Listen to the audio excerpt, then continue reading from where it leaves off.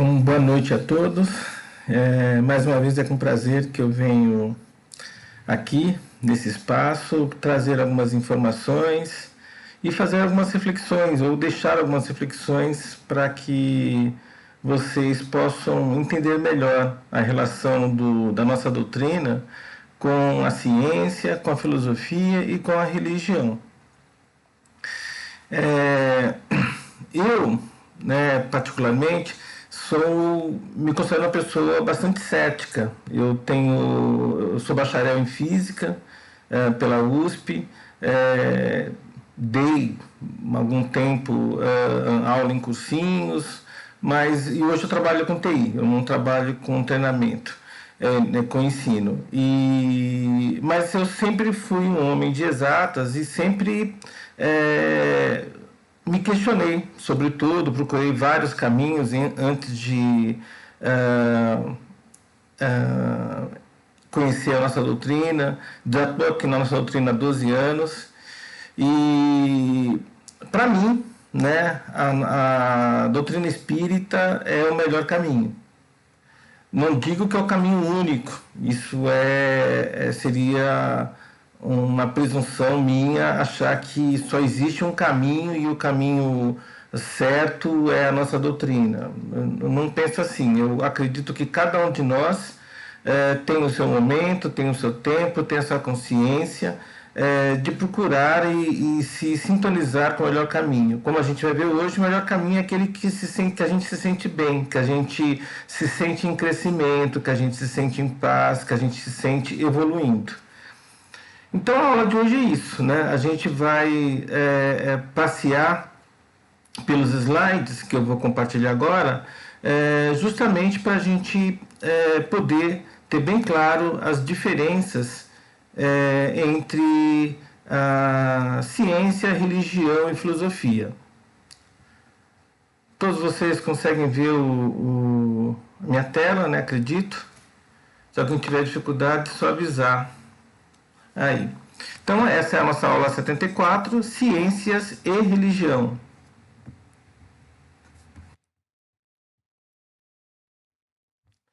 O que é ciência? Vamos começar com conceitos. O que é ciência?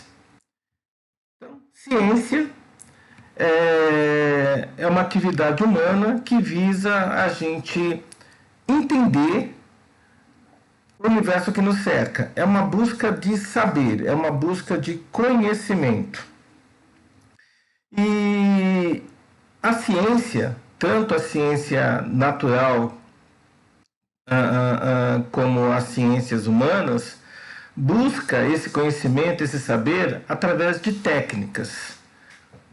Então existe o método científico, que é muito utilizado nas ciências físicas, nas ciências naturais, e existe o método indutivo e dedutivo, muito utilizado nas ciências humanas, também utilizado nas ciências naturais, mas mais utilizado nas ciências humanas. E através da utilização desses métodos, o ser humano, nós espíritos encarnados como homens, procuramos entender melhor o universo que nos cerca, procurando adquirir esse saber sem ter que nos basear simplesmente na crença, no acreditar, na fé. A ciência abdica da fé. A fé é confiar, é acreditar.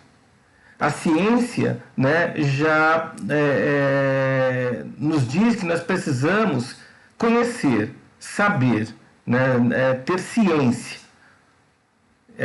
Então, a princípio, nos parece que ciência e fé são contrapontos. E na prática são, mas se complementam, como a gente vai ver mais à frente. A ciência, então, se baseia em métodos. Você normalmente observa fatos e, se você não consegue, no primeiro momento, entender esses fatos, você, então, cria uma hipótese que explica esses fatos. Essa hipótese, para ser considerado uma verdade, precisa ser experimentada, ou seja, repetida por você várias vezes, por nós várias vezes. Outras pessoas também precisam realizar as mesmas experiências ou outras experiências que comprovem as conclusões que nós tiramos, né, que baseiam a nossa hipótese. E a partir daí, do resultado dessas práticas, dessas experiências baseadas em nossa hipótese, nós extraímos leis. E aí, com essa lei, nós montamos uma teoria que podem se basear em uma ou diversas leis para explicar aquilo que nós observamos.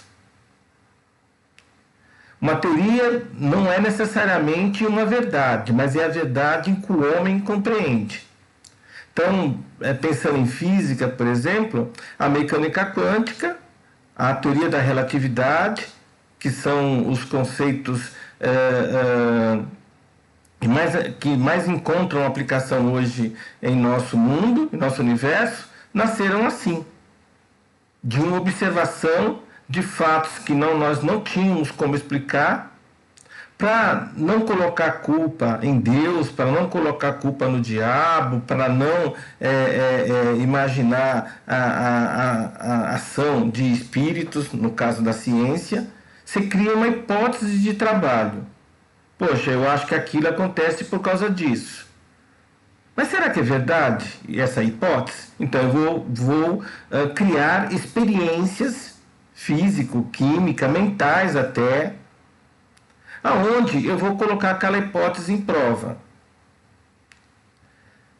O resultado dessas práticas, dessas experiências, que podem ser positivas ou negativas, eu tiro conclusões e posso estabelecer uma lei. Mas para que eu tire essas conclusões, sejam verdadeiras e se transformem em leis, essas práticas, essas experiências que eu fiz, têm que ser repetidas por outras pessoas em outros locais, pessoas até que não me conheçam, e ela tem que obter as mesmas informações. Ou seja, se ela chegar nas mesmas conclusões que eu cheguei, então eu posso ter uma lei. E essa lei pode virar uma teoria ou não. Mas pode ser que, se ela não vire teoria, um conjunto de leis, com ela incluída, vire uma teoria.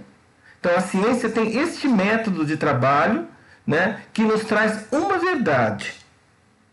E hoje, né, a nossa doutrina vê com bastante clareza que a ciência é necessária, pelo menos para explicar o nosso mundo físico. E isso que Kardec colocou e que nós precisamos, né? A nossa doutrina precisa encarar a razão, a ciência de frente. Quer dizer, uma boa religião é aquela que consegue crescer sem se contrapor, sem ter medo da ciência. Porque, na verdade, elas se complementam. Aqui tem um outro slide, né, que detalha um pouco mais o método científico. Então, elaboramos uma pergunta, né, pesquisamos a resposta daquela pergunta nos meios que estão disponíveis em literaturas, vídeos, palestras, enfim. A partir dessa bibliografia, a partir dessas pesquisas que nós fizemos, a gente cria uma hipótese de trabalho e aí verificamos se essa hipótese é verdadeira ou não, com experimentos. Se não funcionou, de acordo com o experimento que nós pensamos para testar a hipótese, então eu volto, monto outro experimento ou refaço o experimento, né, para ver se eu consigo testar a hipótese. E eu continuo. Enquanto eu não conseguir testar a hipótese, eu fico nesse ciclo.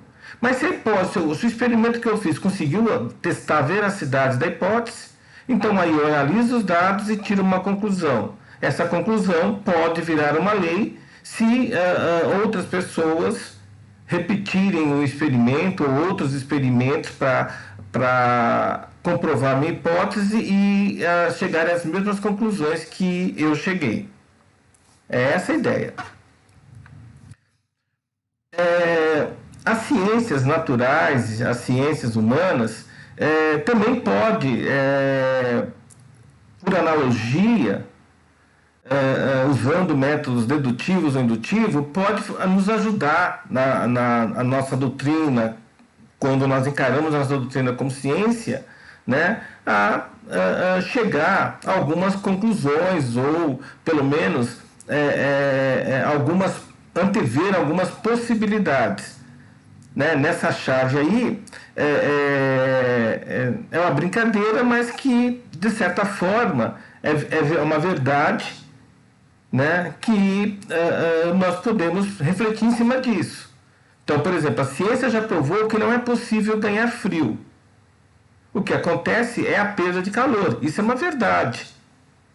Né? Ou seja, o frio, na verdade, a sensação de frio, é porque nós estamos perdendo calor. Então, quando há um gradiente de energia, né, calor é energia, esse gradiente negativo a gente sente como frio. Então, na verdade, o que existe, né, é a diferença de temperatura. Quando essa diferença de temperatura é negativa, a gente sente frio. A gente usa blusas, por exemplo, para evitar a perda de calor. Não para ganhar calor, é para evitar que o calor do nosso corpo, né, se perca na atmosfera. E aí vem, né, a dedução. Isso me faz pensar que talvez o ódio não exista. Né? O que existe apenas é a falta do amor. Né? Enfim, isso é verdadeiro? Essa segunda dedução é para a gente refletir. Né, que na verdade a ideia é que se existir amor de forma plena, o ódio não vai existir nunca, porque não vai ter espaço para ele. Né? É como aquela conclusão que não existe o escuro, existe a falta de luz. Mas enfim, é para pensar. E o que é religião? Né? Nós vemos de forma breve o que é ciência, mas o que é religião? A religião, e existem várias, na verdade é uma necessidade do ser humano, né, é a necessidade de se conectar com o Criador, com o Eterno, com o nosso Pai, entre aspas.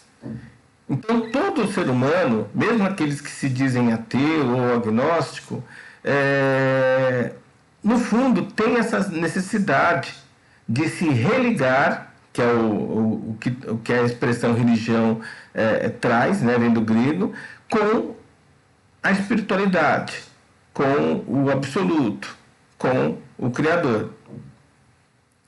Agora, existem, né, diferentes religiões e diferentes formas de se praticar isso, com intermediário, sem intermediário. A nossa doutrina, né, encara a religião simplesmente com o fato, né, com a prática da conexão com a boa espiritualidade, com o Criador. Então, na nossa doutrina, para nós, religião é uma atitude, é uma ação que cada um de nós, de maneira individual, sem usar nenhum tipo de intermediário, sem precisar nenhum tipo de rito específico ou de local específico, se conecta com o Pai.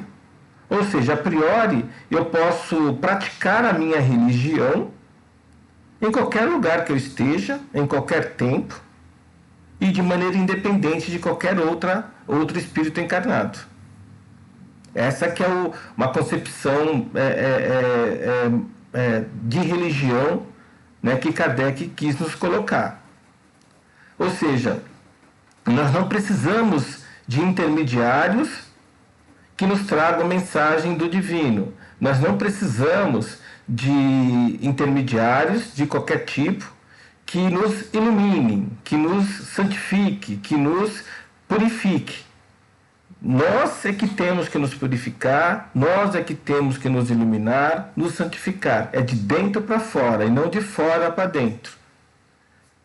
Nós podemos sim ajudar a outras pessoas a iniciar esse processo, a despertar, a tirar o véu, né, sobre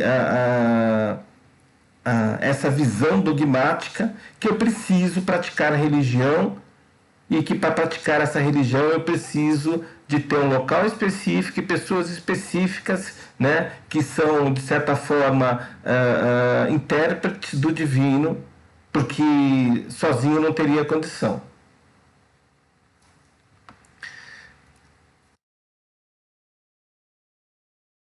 Qual a melhor religião? A melhor religião é a que mais te aproxima de Deus, do infinito, é aquela que te faz melhor.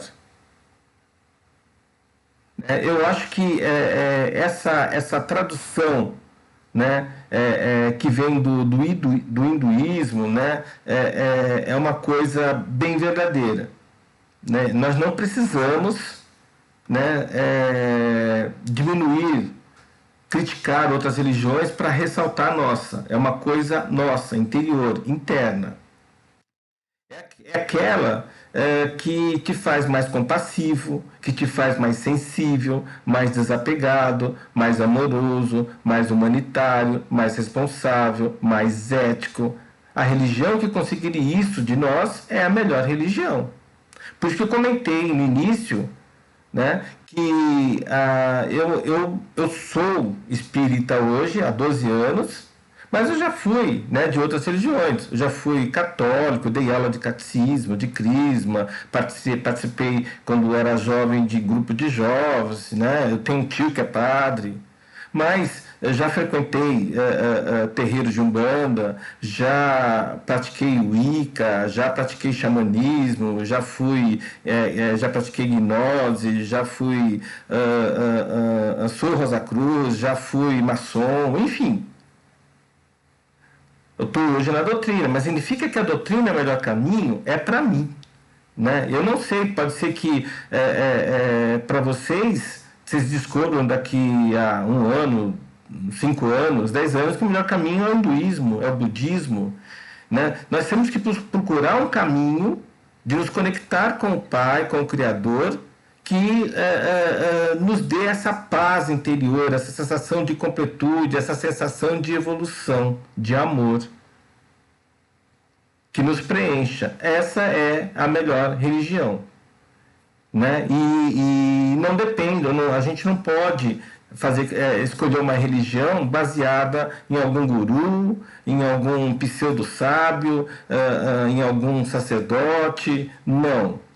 Nós podemos até escolher alguém para nos guiar, para nos trazer a informação, mas a iluminação, a santificação é uma coisa interna, de dentro para fora. E por que nós precisamos nos purificar, nos iluminar, nos santificar? Para manifestar o divino que cada um de nós tem dentro de nós. Cada um de nós temos o divino, porque nós somos uma manifestação do divino. Nós somos mônadas. Vocês vão ver isso em aulas posteriores, que evoluímos, né, por diversos reinos, criando corpos para nos manifestarmos em diferentes planos. E hoje nós temos um corpo físico que nós utilizamos para nos manifestar no plano físico no reino animal, no reino nominal. Mas estamos em evolução, ainda estamos desenvolvendo os outros corpos e nos melhorando e ampliando nossa consciência para atingir outros reinos. E é um processo de retorno ao Pai. Nós somos hálito do divino, nós somos dejeto, uma excreção divina, uma manifestação do divino. Só que ansiamos por retornar ao Pai, para fechar o ciclo.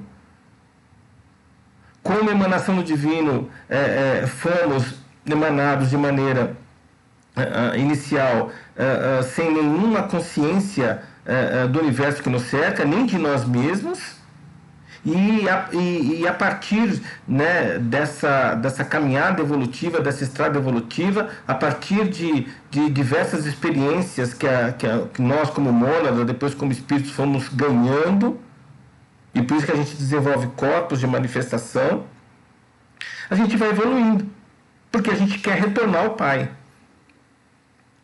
E a religião é o meio que nós temos de fazer isso de uma forma mais rápida.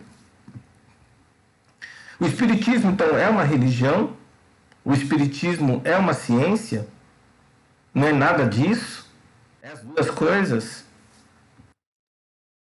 Kardec nos diz, né, que o Espiritismo é uma religião, que o Espiritismo é uma ciência. Mas ele diz que é muito mais e é diferente. Então, por exemplo, na Revista Espírita, ele coloca lá, no sentido filosófico, o Espiritismo é uma religião. E nós o glorificamos por isso, porque é a doutrina que funda os elos de fraternidade e da comunhão de pensamentos. Isso é na Revista Espírita, que ele publicava em 1960, não, está errado, é 1868, não 1968, tem 100 anos de diferença aí. Então, o Espiritismo é a doutrina científica e filosófica de efeitos religiosos, como qualquer filosofia espiritualista. Se a gente for na teosofia, esse conceito cabe. Se eu for no xamanismo, na religião dos índios toltecas, essa definição também, né, cabe. Mas uma doutrina científica, então posso encarar uma religião como ciência se nós utilizarmos metodologias que permitam a gente antever, vislumbrar a verdade com metodologia, né, sem colocar crendices, achismos, dogmatismos, sem precisar ter que idolatrar, né, nenhum personagem, nenhum espírito encarnado ou que esteve encarnado por um tempo, sim, a gente pode encarar. Kardec continua dizendo, né? O Espiritismo é uma doutrina filosófica que tem consequências religiosas com toda a filosofia, né? Isso já foi colocado no slide anterior, mas que toca forçosamente nas bases fundamentais de todas as religiões: Deus, alma e vida futura. Nesse aspecto, a nossa doutrina é uma religião. Mas é uma religião diferente das demais. Por quê? Nós não temos culto, nós não temos rito, nós não temos templo, sacerdote ou papa. Um dirigente é só um amigo, um parceiro que nos ajuda, nos conduz a conhecer melhor a doutrina, o espiritismo. Mas ele não é o representante do Pai neste plano. Um expositor como eu é só uma pessoa que está estendendo a mão e lhe dando uma lanterna para que você, ou cada um de vocês, né, possa usar essa lanterna e iluminar o seu próprio interior, refletindo sobre aquilo que o preletor falou, o expositor colocou. Porque, como eu falei, é de dentro para fora. Vocês não podem, só porque eu estou colocando informações aqui, acreditar em tudo que falo. Não é porque a gente vê um vídeo ou lê um livro de um determinado autor, mesmo que famoso, mesmo que seja do Chico, do Divaldo, mesmo que seja um palestrante altamente recomendado, tipo Haroldo, né? Que nós temos que simplesmente acreditar em tudo aquilo. Isso é idolatria. Nós não podemos fazer isso. Porque, senão, a nossa doutrina vira uma religião como as outras. E aí nós vamos ter problema de encarar as ciências naturais, as ciências humanas, de frente. Porque nós estamos criando dogmas. Ah, Luiz, mas a doutrina não tem dogmas? A reencarnação não é um dogma, por exemplo? Eu posso ser um espírita sem acreditar na reencarnação? Eu diria que a reencarnação não é um dogma, porque um dogma Não, você não pode discutir uma verdade pronta que alguém trouxe, que alguém revelou para a gente. E a reencarnação, nós podemos discutir, né? O porquê, os porquês da reencarnação, como ocorre a reencarnação. O conceito de reencarnação, né, é mais ou menos igual, mas a forma e os porquês, isso está em aberto. Eu posso ser um espírita de verdade sem acreditar em reencarnação? Até pode, porque a nossa doutrina não é imposta. Isso que a gente tem que entender. Por isso que nós não podemos impor a nossa doutrina para ninguém. Não é porque os nossos filhos, os nossos companheiros, né, os nossos amigos não querem compactuar das nossas, dos nossos estudos, das nossas crenças, que nós temos que ficar incomodados, tristes. Cada um tem seu tempo. Nós temos que sugerir, só sugerir.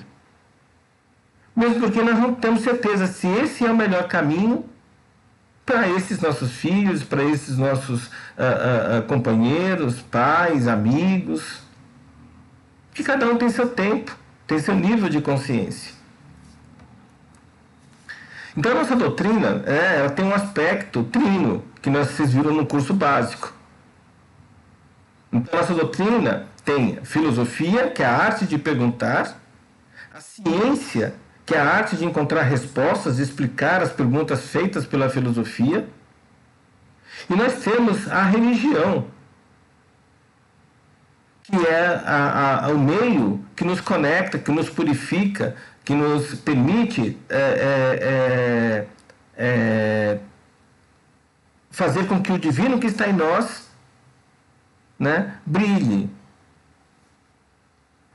permitindo que nós atuemos, né, como Jesus nos aconselhou, sendo um com o Pai, sendo co-criadores desse universo. Então a religião, que é a ponta mais alta do vértice, né, que é o meio que nos conecta com o divino, com a espiritualidade, ela só é um meio, não é o fim. E esse meio, para evitar idolatrias, crendices e tudo mais que corrompe a religião, tem que estar baseada na filosofia e na ciência.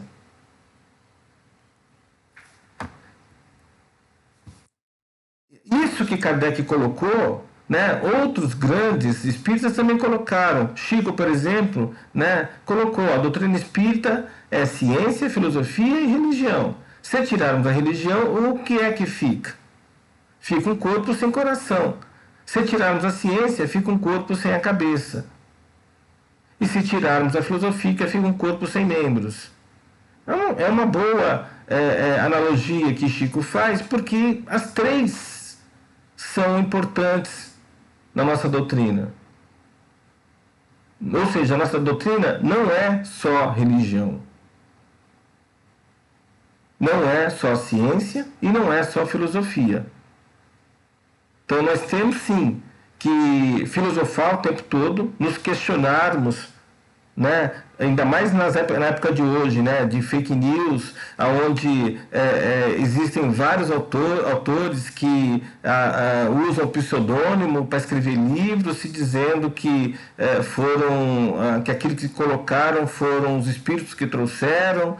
Né? Então, se tiver algo que macule o que Kardec trouxe, ou que é considerado como um absurdo, não foi ele que escreveu, foi o espírito, né, que ele recebeu, enfim.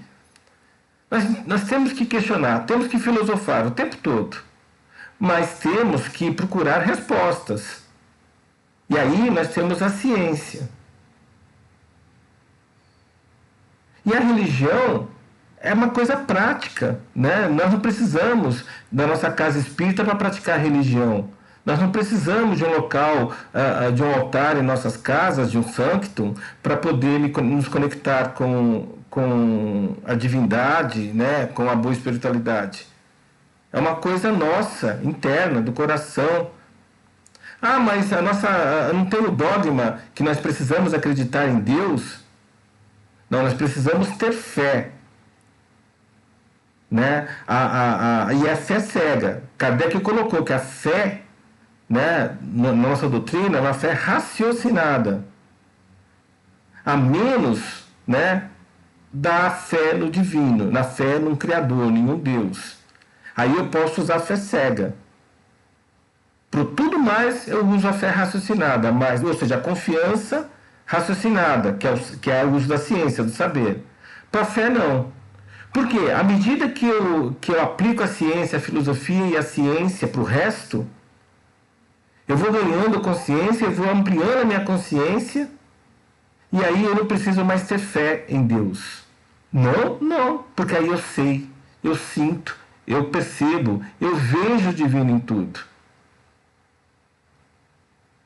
Né? É ao contrário, quanto mais consciência nós tivermos, mais certeza da existência de um Pai, de um divino, a gente tem.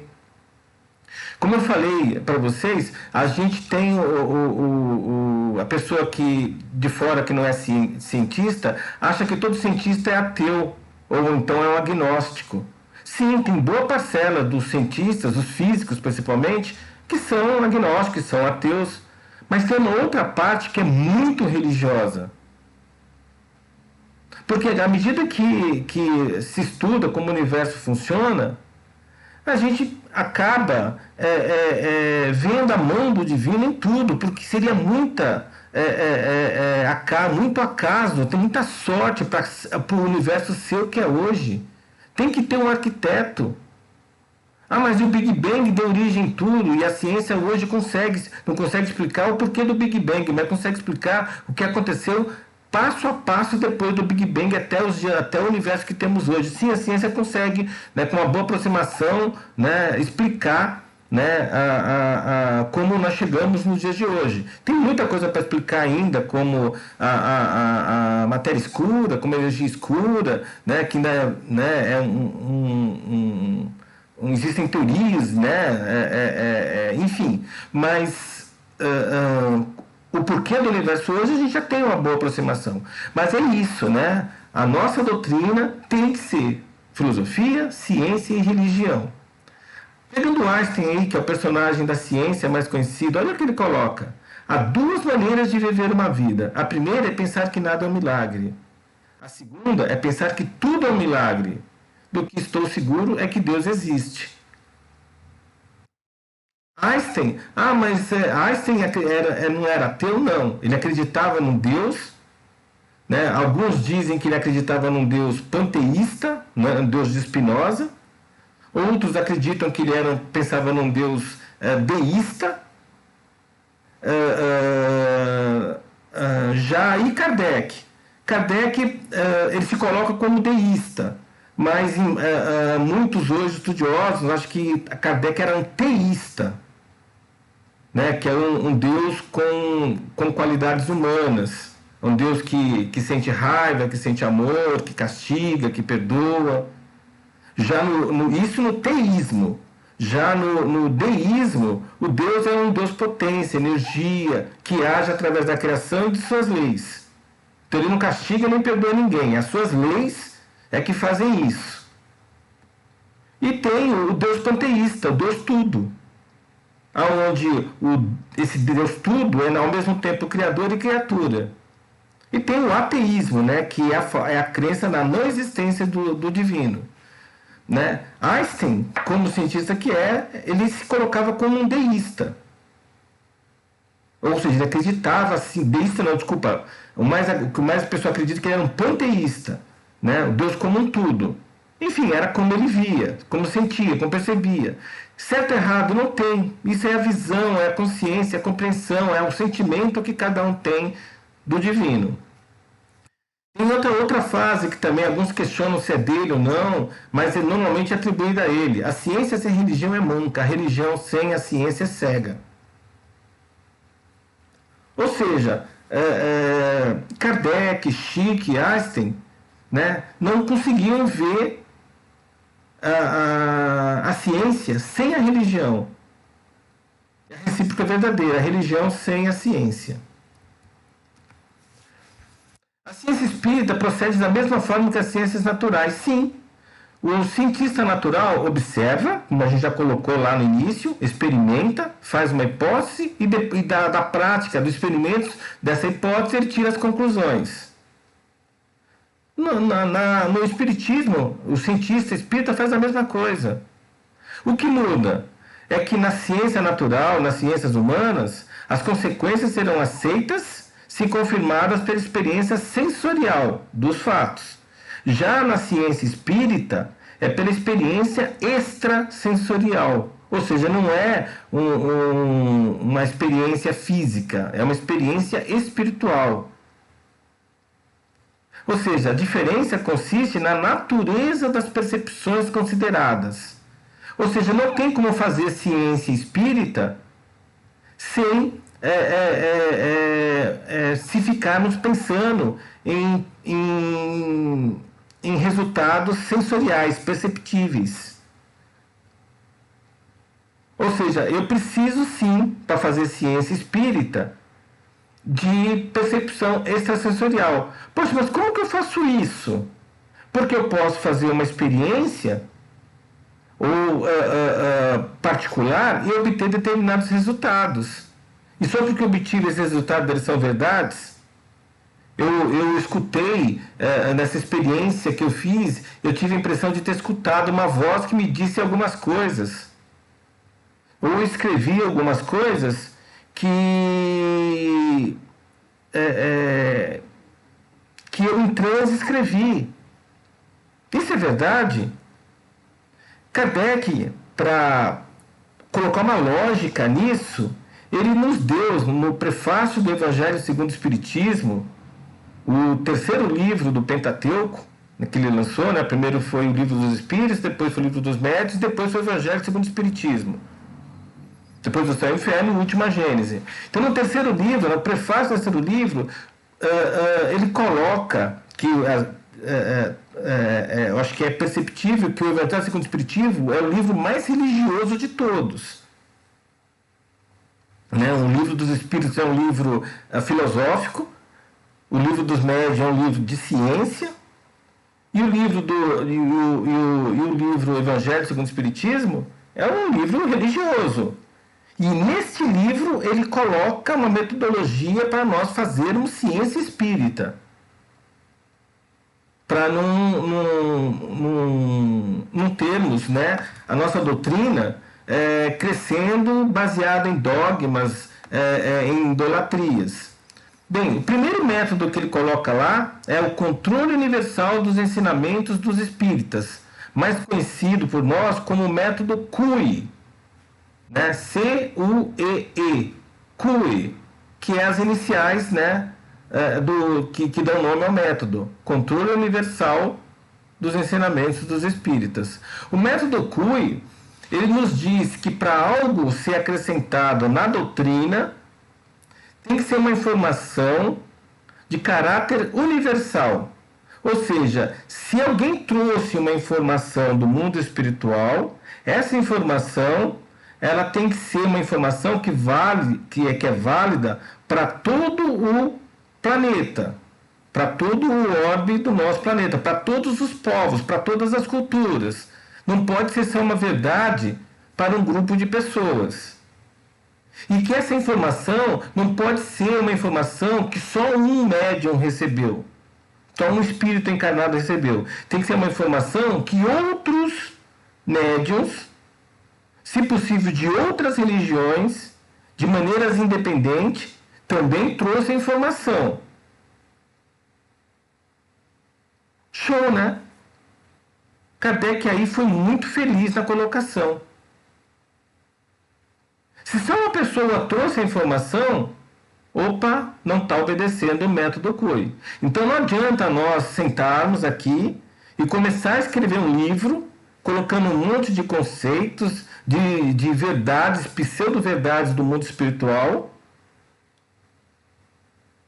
e depois assinarmos como sendo um espírito. A gente até pode achar que foi isso mesmo. O nosso mentor, né, o nosso mestre espiritual nos ajudou a escrever o livro, né, por psicografia ou por método indutivo, e nós colocamos no papel aquilo que nos foi colocado. Não é só porque nós colocamos aquilo, que para nós até pode ser verdade, que é uma verdade realmente. Porque pelo método CUI, essa verdade tem que estar, né, distribuída, tem que ser revelada também para outras culturas, para outros locais do nosso planeta. É o que está colocado ali. Né? Uma só garantia séria existe para o ensino dos espíritos. A concordância que haja entre as revelações, que eles façam espontaneamente, servindo-se de grande número de médiuns estranhos uns aos outros em vários lugares. Porque não é só na nossa doutrina, né, no espiritismo, que tem médiuns. Não é uma coisa exclusiva da nossa doutrina. Em todas as religiões, mesmo na católica, nas evangélicas, você tem fenômenos mediúnicos acontecendo. E eu posso falar isso porque eu já vi, né? A gente fala de igreja evangélica. Eu já vi curas acontecendo em igreja evangélica. Mediunidade. Né? Eu não vi, mas eu ouvi relatos de curas também na igreja católica. Mediunidade. Como acontece curas, né, em terreiro de Umbanda, em xamanismo, Wicca, sei lá. Ou seja, mediunidade não é uma coisa que está vinculada à nossa doutrina. E seria muita presunção achar que só a nossa doutrina, os espíritos, só revelam verdades na nossa doutrina. Isso é dogma. Ah, mas então dê um exemplo. Chakras. Kardec fala de chakras? Não. Se você olhar no Pentateuco, ele fala de centros de força. Que hoje, né, a gente entende que ele falava de chakras. Mas ele falou bem superficialmente de centros de força. Com a evolução da nossa doutrina, nós pegamos conceitos da teosofia, do hinduísmo, do budismo, e hoje nós temos todo um arcabouço de conceitos que são verdades universais. Que o Chico nos ajudou a colocar na nossa doutrina, o Divaldo, né, outros grandes espíritas daqui e de fora, né, a gente não pode esquecer os espíritas também da Europa, principalmente na época de Kardec, que nos ajudaram a fazer essas conexões, essas ligações. Então, hoje, a nossa doutrina tem muito mais informação, né, ou seja, ela cresceu. Ah, então não vale, nossa doutrina não vale só o Pentateuco kardeciano, a revista espírita que Kardec editou, não. Existem na nossa doutrina, nós temos que respeitar os espíritas conhecidos como ortodoxos. Só vale o que o Kardec colocou e pronto. Né? Se não foi Kardec que colocou, é questionável. E existem os heterodoxos, né? Que trazem informações do plano espiritual e essas informações, se não contradizem o que Kardec colocou, são informações que você não encontra paralelo em outras religiões, não encontra essa informação trazida por médiuns de outras culturas. Então, existe hoje livros que falam, por exemplo, de sexo entre espíritos, né? de espíritos que nascem de outros espíritos. Enfim, coisas que não tem nem lógica. Então nós temos sim, né, que filosofar, que é a ciência de perguntar, praticar a ciência, que é procurar respostas para as perguntas levantadas, e praticar religião, ou seja, conectarmos com o Pai a maior parte do tempo que pudermos. Nossa doutrina não deve ser ortodoxa, Mas também não deve ser completamente heterodoxa, deve procurar o equilíbrio, para ela crescer sem dogmatismos. O controle universal dos ensinamentos do Espírito, do CUI, é a melhor forma disso, de nós praticarmos, expandirmos, divulgarmos a nossa doutrina. Kardec fala também de métodos indutivos e dedutivos que a gente pode aplicar, né, para chegarmos a verdades, a praticarmos, né, ciência espírita. O método indutivo, né, é o método que nos permite do particular para o geral. E o dedutivo é o que permite nós, do geral, chegarmos no particular. Exemplo de método indutivo. Eu tenho... eu começo a observar e os cisnes, a cor dos cisnes. E eu observo 1, 2, 3, 4 cisnes, 50 cisnes, 100 cisnes, e todos os cisnes que eu observei eram brancos. Então, a partir daí, eu concluo que todo cisne é branco. Existe exceção? Isso é uma verdade absoluta? Não sei. É só a prática, a gente sabe que tem exceção, né? Mas a ciência, a prática indutiva é essa. Ou seja, o resultado que se obtém do método indutivo é uma probabilidade muito alta de verdade. É mais estatístico. O método dedutivo já é uma coisa mais concreta. Eu parto de premissas mais gerais. Por exemplo, eu percebo, inclusive esse exemplo que eu vou dar foi o próprio Sócrates que nos deu, o filósofo grego. Todo homem morre um dia. Eu sou um homem, portanto, um dia eu vou morrer. E aí o método dedutivo já não é um método estatístico como indutivo, é fato. A conclusão que eu chego da prática de uma dedução é verdade, sempre é verdade absoluta. Por causa das premissas que eu utilizei. É uma conclusão, tanto indutivo como dedutivo são metodologias lógicas. Só que o método dedutivo, né, eu parto de premissas, se essas premissas são verdadeiras, com certeza a conclusão é verdadeira. Se eu conseguir provar as premissas do método dedutivo, eu vou chegar numa verdade que também é verdade. Já no indutivo, as premissas sendo verdadeiras, não necessariamente eu tenho uma verdade absoluta. Eu tenho mais uma estatística. Eu posso usar isso na ciência espírita? Posso. Mais um exemplo aqui. Eu observo um gato e percebo que esse gato respira oxigênio.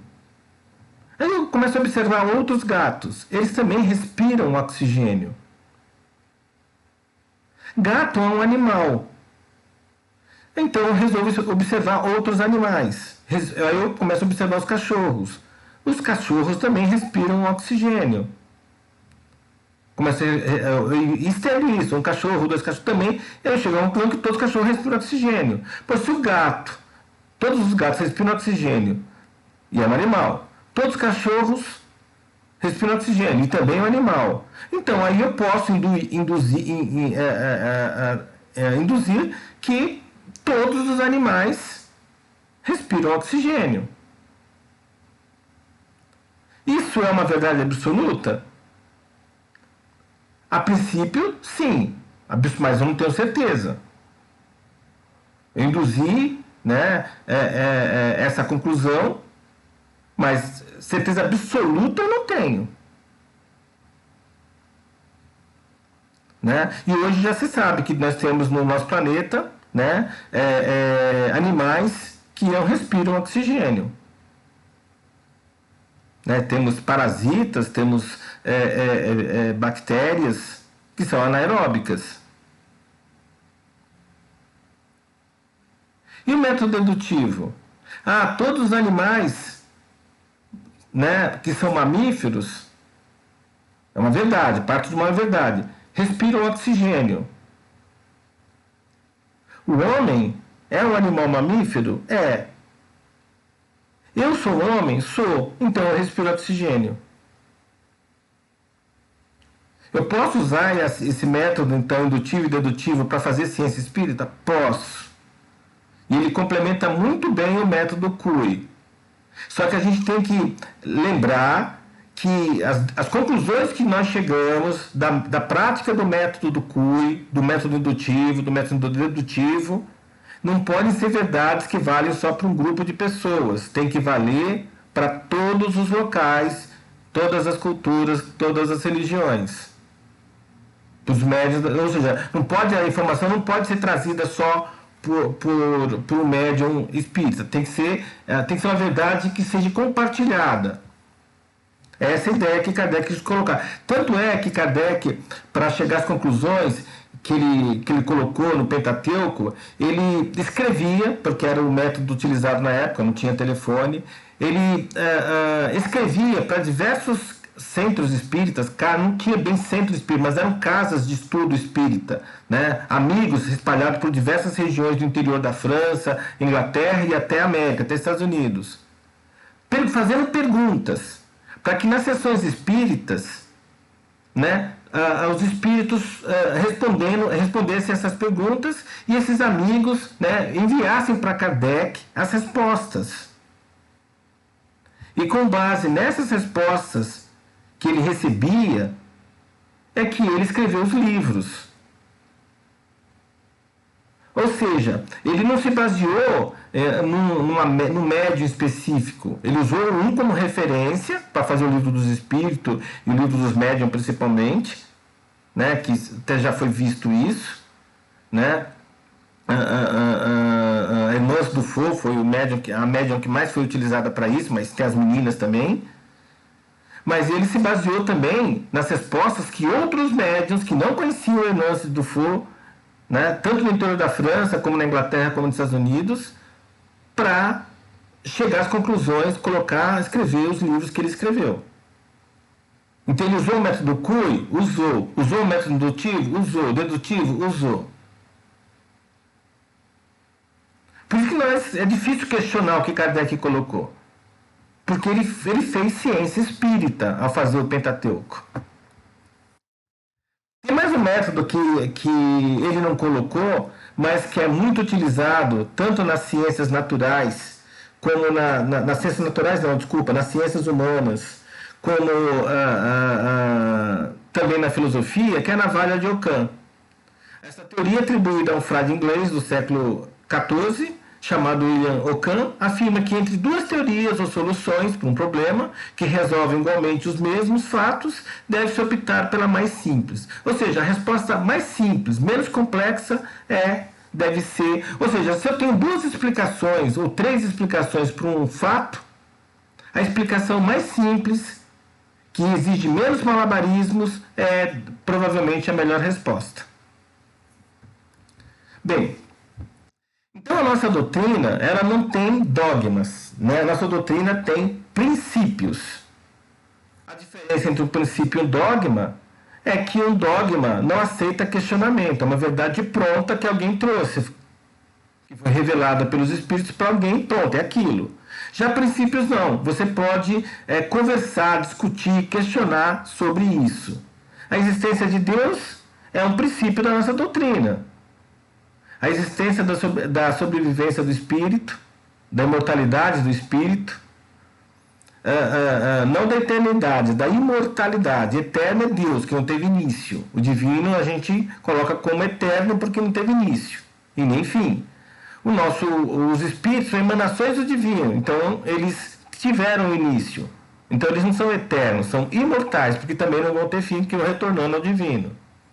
A reencarnação é um princípio. A possibilidade da comunicação entre os espíritos, mesmo que estejam em planos, em dimensões diferentes, a comunicabilidade dos espíritos e a pluralidade dos mundos habitados. Esses são os 5 princípios fundamentais da nossa doutrina. Não são dogmas, porque a gente pode discutir os porquês e os comos. num dogma você não pode isso. É só você pensar, dá para discutir com um católico o dogma que Jesus é filho de Deus, ou seja, que Jesus é o Deus propriamente, né, o manifesto no plano? Não, isso é um dogma. Né, que o vinho e o pão, né, a hóstia servida nos ritos católicos é o pão, a carne e o sangue de Jesus, é dogma, né? Enfim, existem vários dogmas, você não discute, é aquilo e pronto. Bem, então a árvore do saber espírito hoje, né, tem aspectos filosóficos, aspectos religiosos e tem aspectos científicos, né, que a gente usa para estudar os princípios da nossa doutrina, pluralidade dos mundos, das existências, né, a existência de Deus, as leis universais, enfim. E é isso que nós temos que procurar, né, e vocês estão procurando através dos cursos, como por exemplo da escola de aprendizes, mas no futuro, né, cursos de passe, de médiuns, dirigentes, expositores, enfim. Né,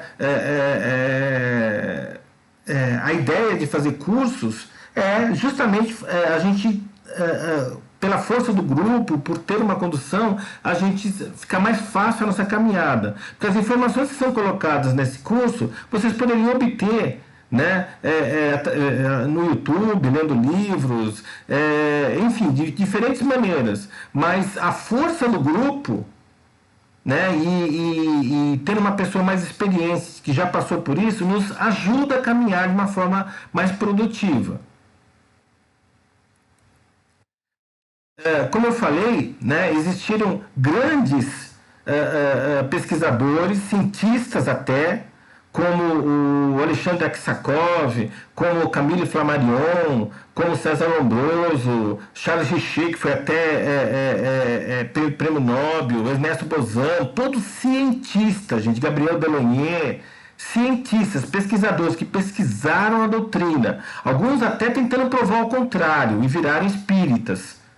Né? Como o Alexandre Aksakov, como o Ernesto Bozano, né? Que foram estudar o espiritismo para provar, né? Tentar provar que era misticismo, que era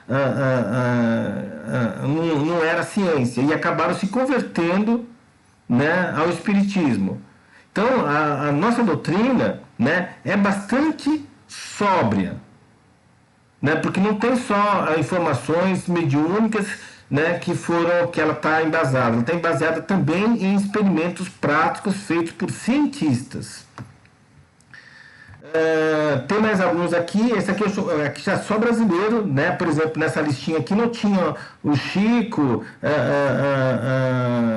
e eu falei, poxa, cadê o Chico? Eu não achei. Aí procurei, né? Então acho que tem uma listinha aqui só de brasileiros, né? Então tem aí alguns, aqui são a maioria médiums, né? Bastante famosos, como a Batuíra, o Chico, o Barçanufo, enfim, né, o Arigó, não que aqui também a gente não tenha os espíritas brasileiros famosos, né, como o Hermínio Miranda, o Herculano Pires, né, então, enfim, né, a nossa ciência, ela não cresceu, não é uma revelação de um único homem, na verdade ela é uma composição e tem então a contribuição de diversos espíritos que, quando encarnados, né, nos ajudaram a construir a doutrina que nós temos hoje. Bem, estou terminando, gente. Milagres. Então tá aí, eis a razão por que certos fatos científicos são igualmente considerados milagres. É o desconhecimento das leis que regem a sua manifestação. Então, a gente, né, nós como espírito, como homens, como espíritos encarnados, a gente tem essa tendência. Tudo aquilo que a gente não sabe explicar, tanto de maneira física como mental, psicológica, a gente põe culpa no mundo espiritual. No divino, né, no demônio, em espíritos. existe uma explicação lógica e racional para todas as manifestações de todos os fenômenos psíquicos, mediúnicos ou anímicos, né? E Kardec coloca isso em várias partes do Pentateuco. O magnetismo, né, os campos eletromagnéticos, térmicos que nós produzimos, né, é que tem esse poder de fazer prodígios que a ciência humana, tanto as ciências naturais como as ciências humanas, não conseguem encontrar uma explicação, porque procuram a explicação só de maneira material. A explicação, se não usar a ciência espírita, a gente não tem. Então, existe sim a necessidade de se praticar a ciência espírita, e aí a gente chega à conclusão que milagre não existe. Né? O que existe é fenômenos que ocorrem da interação dos espíritos encarnados, entre espíritos encarnados e entre espíritos encarnados e desencarnados. Ou seja, um espírito desencarnado pode usar o campos eletromagnéticos térmicos de um espírito encarnado e aí produzir ectoplasma para materializar ou produzir algum outro fenômeno. Pode usar também a interação entre os campos áuricos para produzir psicografias ou produzir outros fenômenos mediúnicos, né? Como por exemplo a dupla vista, como por exemplo a bicorporeidade, enfim. E os fenômenos de cura é simplesmente, né, a interação entre os campos magnéticos, os campos áuricos, produzidos pelas forças do pensamento e sentimento.